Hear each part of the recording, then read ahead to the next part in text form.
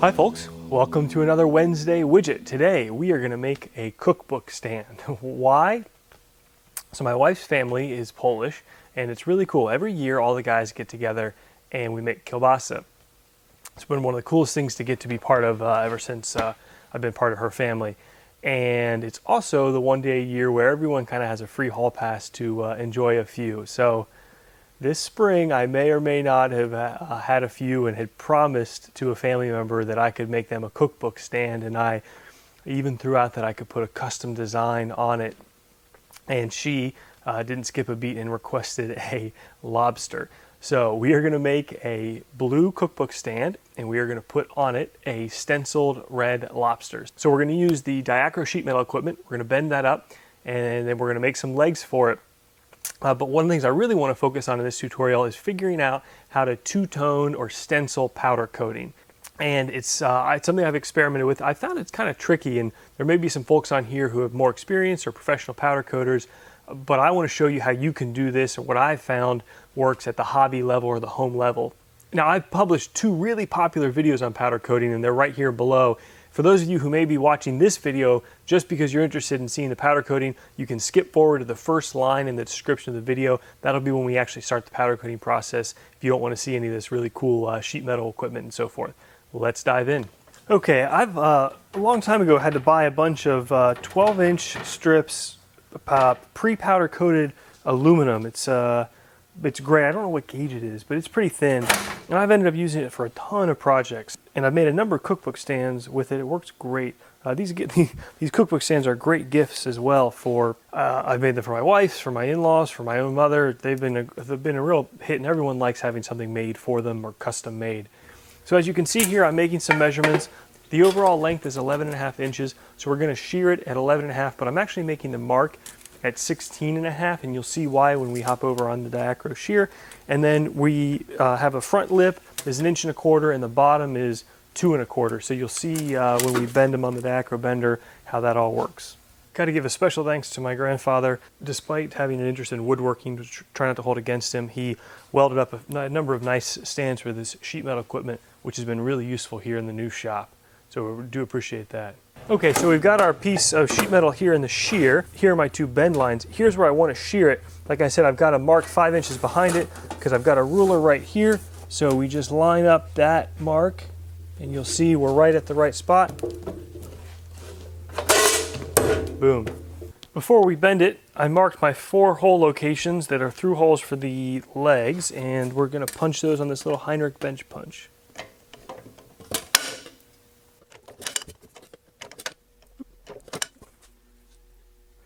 Makes quick work of holes, no burred edges, really nice job. Here's my little 12-inch diacro brake. I love this little machine. I picked it up back in 2009 when I lived in Manhattan and had it in the apartment. It weighs a ton, probably 200, 250 pounds.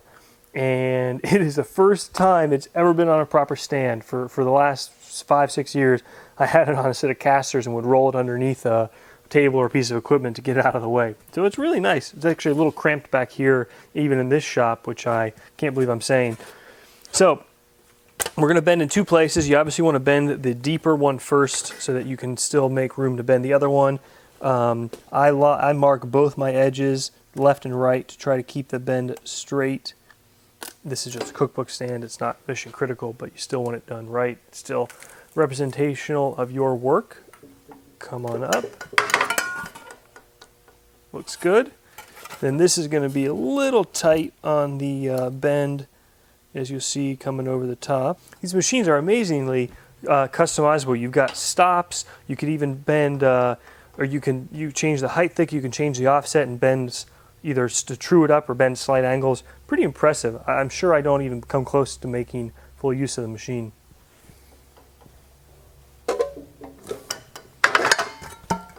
Okay, perfect. Okay, perfect. They are just a hair less than 90. That's fine. We can actually roll that over a little with our hand, and we're good. Painting 101. Your parts gotta be clean. So now's the time to do what you need to do to it.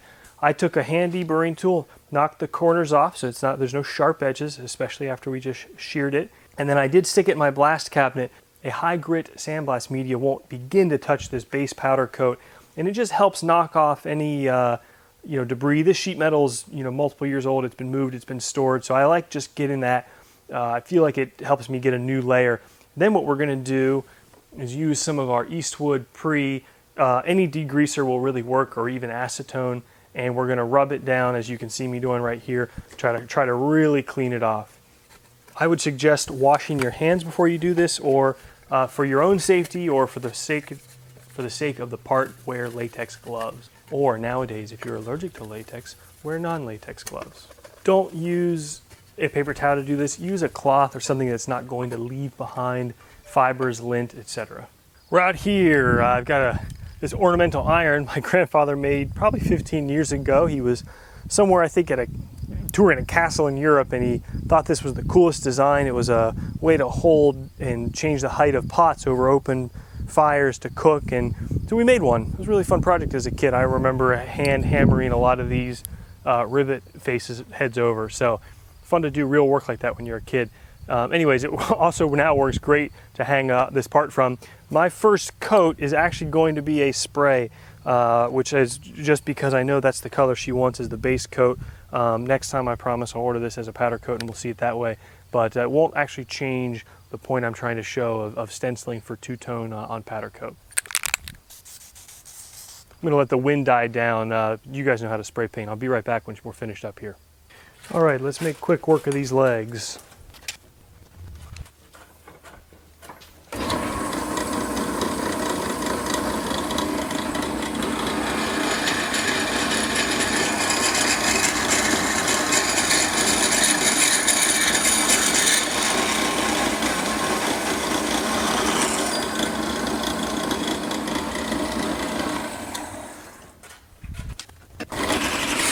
I've got 2 pieces of 3/8 inch aluminum.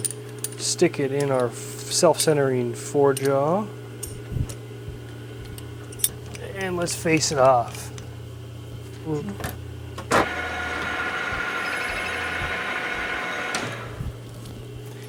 Now we need to turn away some diameter so we can use our die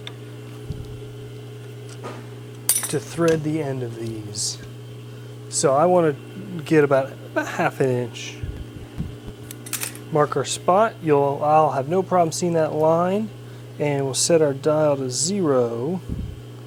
So we're gonna thread 1/4 There's no need for the major diameter to be 250 because you don't need that tight of a thread fit. So we'll come down to 240. So 375.24 minus 2 divided by, come in 67 thou. So we're on 0. We'll take 35 in the first. I just realized you can't see the part. Sorry about that. And another 32 or so to get us to 67.5 or so.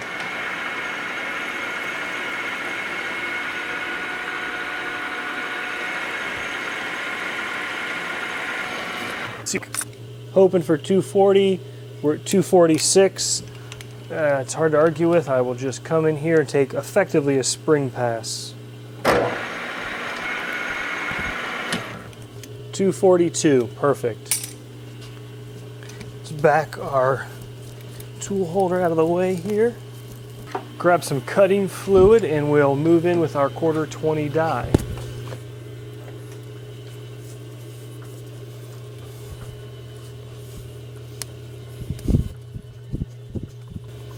Looking good, a little more fluid.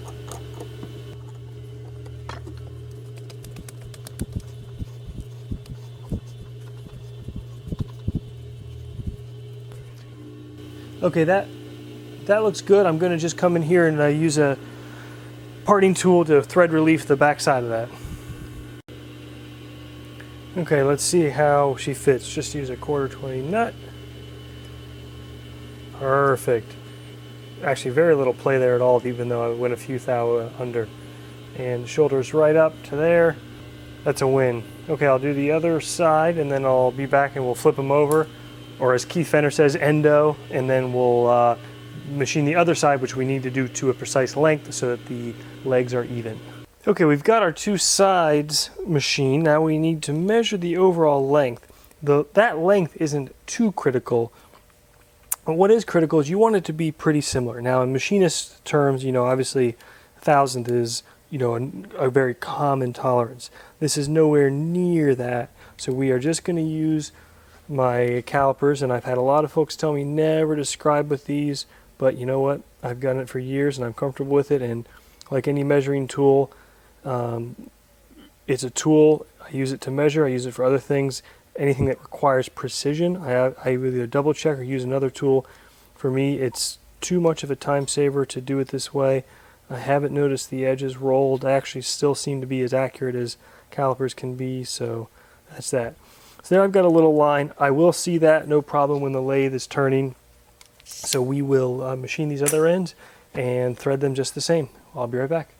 Okay, these are the backers for the feet. You'll see the design here in a second. We need 3 holes in these. They're all centered, so make sure our height gauge is okay.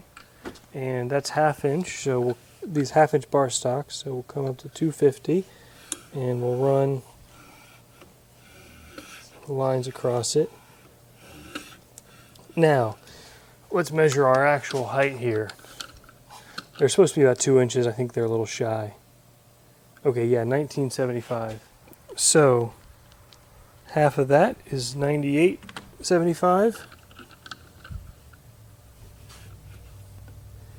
And then, our hole spacing is 1.2 inches for those holes that we punched in the sheet metal. So if we want those centered, let's see here, 1.975, 1.2 minus 2 divided by, I should come up 38.75 from the bottom of 1. Good enough. I'll mark the other one while we're doing it. And then I'll use the increment button and come up 1.2. And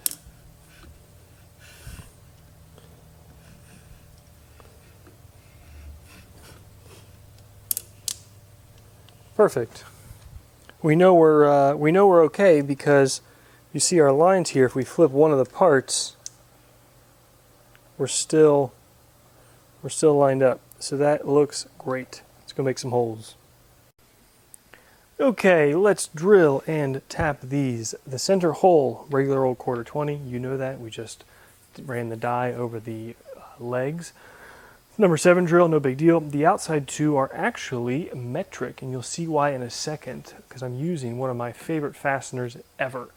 I don't like the metric system just because I don't know it. Of course I like it because it's way better. We all know that as Americans we're just stubborn, and I think and I talk in inches a minute, and for better or worse that's what it is. I will give it to you Europeans and Asians and everybody else out there. Taps are nice. M6 by 1 tap, just use a 5mm drill. Hard to beat that. So you guys know how I run the drill press with tapping. Tom Lipton said he's got an even faster way. I'm excited to see what he comes up with. But let's get these cooking along here.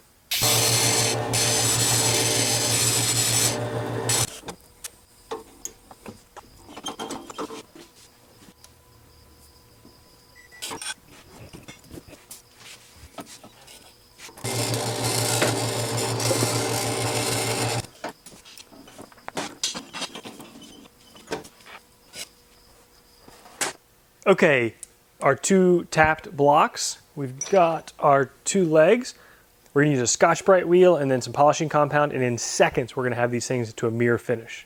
We are using our Scotch-Brite wheel here, and that's gonna do 2 things. It's gonna knock off just a little bit of the rough edges, which I like, but more importantly, it's gonna give us a really, really, really good sort of a brush matte finish to start with, and that'll make our polishing to a mirror a lot easier. But as you can see here, very quick. I really like working with these Scotch-Brite wheels. If you're interested, there's a link below to Amazon. This is another one of the Amazon Associates products. I do get a little kickback. Doesn't cost you anything. Helps put these videos out.